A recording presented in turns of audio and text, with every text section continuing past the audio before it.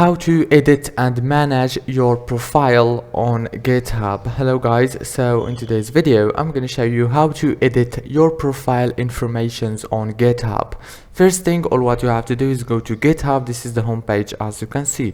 Now go to the top corner right here and click on your profile picture, then click here down on settings.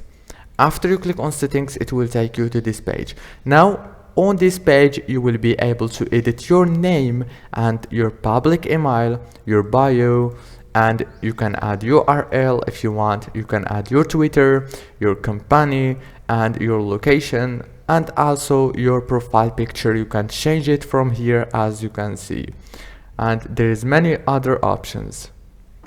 If this video was helpful, please don't forget to like and subscribe, and thank you for watching this video until the end. See you later.